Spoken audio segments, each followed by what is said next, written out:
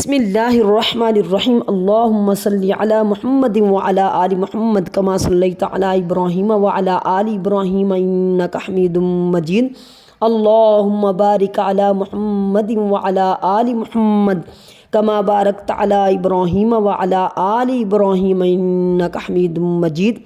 صحیح بخاری حدیث نمبر 3 میں حضور تاجدار کائنات حضرت محمد مصطفیٰ صلی اللہ علیہ وآلہ وسلم کا ابتدائی دور، نبی کریم صلی اللہ علیہ وآلہ وسلم پر وحی کا ابتدائی اور اچھے سچے پاکیزہ خوابوں سے شروع ہوا۔ آپ صلی اللہ علیہ وآلہ وسلم خواب میں جو کچھ دیکھتے وہ صبح کی روشنی کی طرح صحیح اور سچا ثابت ہوتا۔ پھر من جانب قدرت آپ صلی اللہ علیہ وآلہ وسلم تنہائی پسند ہو گئے اور آپ صلی اللہ علیہ وآلہ وسلم نے غار حرا میں خلوت نشینی اختیار فرمائی اور کئی دن اور رات وہاں سے مسلسل عبادت اور یاد الہی اور ذکر و فکر میں مشغول رہنے لگے۔ گھر آنے کو دل نہ چاہتا، توشہ ہمراہ لے جاتے، توشہ ہمراہ لیے ہوئے وہاں رہتے۔ توشہ ختم ہونے پر ہی اہلیہ حضرت خدیجہ الکبریٰ رضی اللہ تعالیٰ عنہا کے پاس تشریف لاتے اور کچھ توشہ ہمراہ لے کر پھر وہاں جا کر خلوت گزیں ہو جاتے۔ یہی طریقہ جاری رہا یہاں تک کہ آپ صلی اللہ علیہ وآلہ وسلم پر حق منکشف ہو گیا۔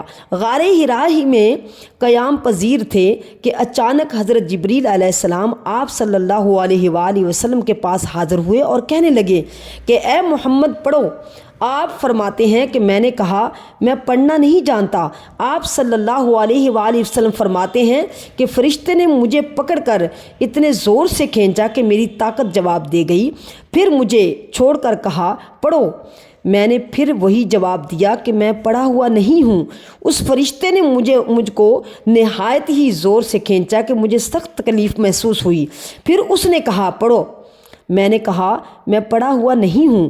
فرشتے نے تیسری بار مجھے پکڑا اور تیسری مرتبہ پھر مجھے کھینچا، پھر مجھے چھوڑ دیا اور کہنے لگا کہ پڑھو اپنے رب کے نام کی مدد سے جس نے پیدا کیا اور انسان کو خون کی پھٹکی سے پیدا بنایا، پڑھو اور آپ کا رب بہت ہی مہربانیاں کرنے والا ہے، آپ کا رب بہت ہی مہربانیاں کرنے والا ہے۔ پس یہی آیتیں آپ صلی اللہ علیہ وآلہ وسلم جبریل علیہ السلام سے سن کر اس حال میں غار حرا سے واپس ہوئے کہ آپ صلی اللہ علیہ وآلہ وسلم کا دل اس انوکھے واقعہ سے کانپ رہا تھا۔ آپ صلی اللہ علیہ وآلہ وسلم نے حضرت خدیجہ الکبریٰ کے ہاں تشریف لائے اور فرمایا کہ مجھے کمبل اڑا دو، مجھے کمبل اڑا دو۔ آپ صلی اللہ علیہ وآلہ وسلم کو کمبل اڑا دیا۔ جب آپ صلی اللہ علیہ وآلہ وسلم کا ڈر جاتا رہا تو آپ صلی اللہ علیہ وآلہ وسلم نے اپنی زوجہ محترمہ حضرت خدیجہ الکبریٰ رضی اللہ تعالیٰ عنہا کو تفصیل کے ساتھ یہ واقعہ سنایا اور فرمانے لگے کہ مجھے اب اپنی جان کا خوف ہو گیا ہے۔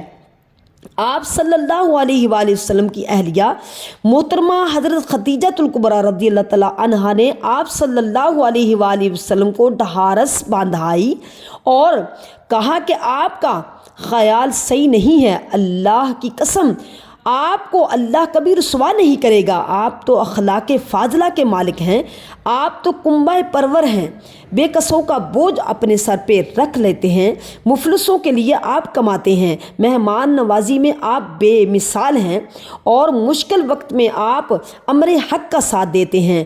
ایسے اوصاف حسنہ والا انسان یوں بے وقت ذلت و خواری کی موت نہیں پا سکتا۔ پھر مزید تسلی کے لیے حضرت خدیجہ الکبریٰ رضی اللہ تعالیٰ عنہا آپ صلی اللہ علیہ وآلہ وسلم کو ورقہ بن نوفل کے پاس لے گئیں جو ان کے چچا زاد بھائی تھے اور زمانہ جاہلیت میں نصرانی مذہب اختیار کر چکے تھے اور عبرانی زبان کے کاتب تھے، چنانچہ انجیل کو حسب منشائے خداوندی عبرانی زبان میں لکھا کرتے تھے۔ انجیل سریانی زبان میں نازل ہوئی تھی، پھر اس کا ترجمہ عبرانی زبان میں لکھا ہوا ورقہ بن نوفل اسی کو لکھتے تھے۔ وہ بہت بوڑھے ہو گئے، یہاں تک کہ ان کی بنائی بھی رخصت ہو چکی تھی۔ حضرت خدیجہ الکبریٰ رضی اللہ تعالیٰ عنہا نے ان کے سامنے آپ صلی اللہ علیہ وآلہ وسلم کے حالات کو بیان کیا اور کہا اے چچا زاد بھائی، اپنے بھتیجے محمد مصطفیٰ صلی اللہ علیہ وآلہ وسلم کی زبانی ذرا ان کی کیفیت سن لیجئے۔ وہ بولے کہ بھتیجے آپ نے جو کچھ دیکھا ہے اس کو تفصیل سے سناؤ۔ چنانچہ آپ صلی اللہ علیہ وآلہ وسلم نے از اول تا آخر پورا واقعہ سنایا۔ جسے سن کر ورقہ بن نوفل بے اختیار ہو کر بول اٹھے کہ یہ تو وہی ناموس معزز رازدان فرشتہ ہے جسے اللہ نے حضرت موسیٰ علیہ السلام پر وحی دے کر بھیجا تھا۔ کاش میں آپ کے اس عہد نبوت کے شروع ہونے پر جوان عمر ہوتا، کاش میں اس وقت تک زندہ رہتا جب کہ آپ کی قوم آپ کو اس شہر سے نکال دے گی۔ رسول اللہ صلی اللہ علیہ وآلہ وسلم نے یہ سن کر تعجب سے پوچھا، کیا وہ لوگ مجھ کو نکال دیں گے حالانکہ میں تو علم و صادق و امین مقبول ہوں؟ ورقہ بن نوفل بولا، ہاں یہ سب کچھ سچ ہے، مگر جو شخص بھی آپ کی طرح امر حق لے کر آیا لوگ اس کے دشمن ہو گئے۔ اگر مجھے آپ کی نبوت کا وہ زمانہ مل جائے تو میں آپ کی پوری مدد کروں گا۔ مگر ورقہ بن نوفل کچھ دنوں کے بعد انتقال کر گئے۔ پھر کچھ عرصہ تک وحی کی آمد موقوف ہو رہی۔